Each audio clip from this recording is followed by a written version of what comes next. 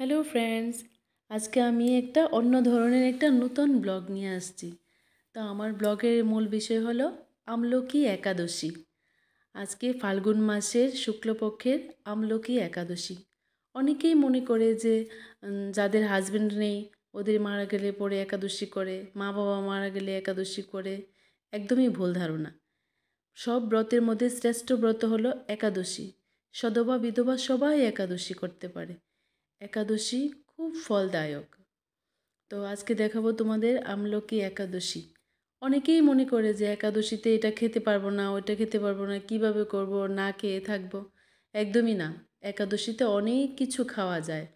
তো একটু সময় দিলে অনেক কিছু বানানো যায়। আমিও বেশি সময় পাইনি, 1 ঘন্টা সময় পেয়েছি, 1-1.5 ঘন্টা। তো অল্প একটু কিছু আমিও বানিয়েছি, তোমাদের সঙ্গে শেয়ার করব আজকে কি বানিয়েছি। তো সবজির মধ্যে কোনো ডাল ইউজ করতে পারবে না। সিম, বরবটি, বিনস, বেগুন ওগুলো ইউজ করা যাবে না। যে কোনো ধরনের ডাল দেওয়া যাবে না। হ্যাঁ, সাগু দেওয়া যাবে। আমিও কিছু সবজি কেটেছি, কুমড়োর ডুগা, মিষ্টি কুমড়, কোয়াশ, গাজর, আলু, হ্যাঁ এই কয়টাই দিয়েছি। দিয়ে অল্প একটু সবজিটা আগে সিদ্ধ বসিয়েছি। হ্যাঁ, কাঁচা লঙ্কা দিয়েছি, একটু আদা দিয়েছি, ওগুলো দেওয়া যায়। ধনেপাতা দেওয়া যায়। হ্যাঁ, এটার মধ্যে ঘি দেওয়া যাবে, কিন্তু সরষের তেল ইউজ করা যাবে না। সরষের তেল বা অন্য কোনো সফোলা ইউজ করাও যাবে না। এটা সানফ্লাওয়ার ইউজ হবে আর ঘি ইউজ হবে। ঘি দিতে পারো, বা সানফ্লাওয়ার তেল যেটা আছে এটা দিতে পারো। অনেকেই যে যেটা ভালো পায়। সানফ্লাওয়ার একটা আনলে অনেক দিনই যায়, সানফ্লাওয়ারটা দেওয়া যায়।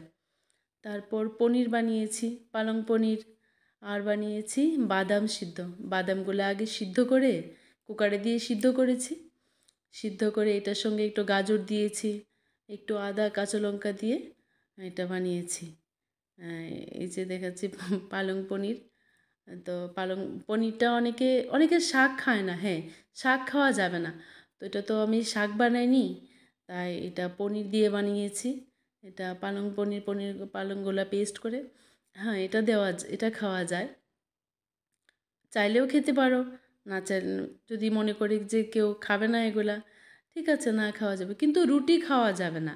ধান, গম, বাজরা এগুলা খাওয়া যাবে না। বাদাম খাওয়া যাবে। বাদাম খাওয়া যাবে, মিষ্টি আলু খাওয়া যাবে। ফল তো সব কিছুই খাওয়া যায়, অনেক ধরনের ফল খাওয়া যায়। তো এত কিছু এগুলা খেলে আর কি পেটে খিদা থাকে? এই যে ফল প্রসাদ নিয়ে আসছিলাম, প্রসাদ, যে মিক্স সবজিটা বানিয়েছিলাম একটু সাগু দিয়ে, অনেকটা খিচুড়ির মতো। আর এ হলো বাদামগুলো, আর হলো পালং পনির, আর এ হলো মিষ্টি আলু সিদ্ধ।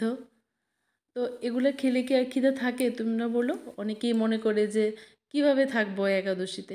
একদমই না, একাদশীতে বহুত কিছু আছে খাওয়ার, কিন্তু একটু টাইম নিয়ে বানাতে হবে, তারপরেই তো প্রসাদ নেওয়া যায়। এতটুকু খেলেই তো পেট ভরে যায়। হ্যাঁ, একাদশী মানে শুধু উপবাস না। একাদশী মানে ঈশ্বরের সন্নিকটে থাকা, ঈশ্বরের চিন্তা ধ্যান করা। ওই দিন একাদশী মানে শুধু উপবাস না। একাদশী মানে ঈশ্বরের সন্নিকটে থাকা, ঈশ্বরের নাম শ্রবণ করা, ঈশ্বরের প্রার্থনা করা, সবার মঙ্গল কামনা করা। একাদশীর মানে এটা না যে আমি শুধু পেট ভরে খেলাম আর উপাস থাকলাম, ওইটাও না। বেশি করে খাওয়াও একাদশী না। হ্যাঁ, বেশি করে শুধু খাওয়া আর হ্যাঁ উপবাস করা এটাই একাদশী না।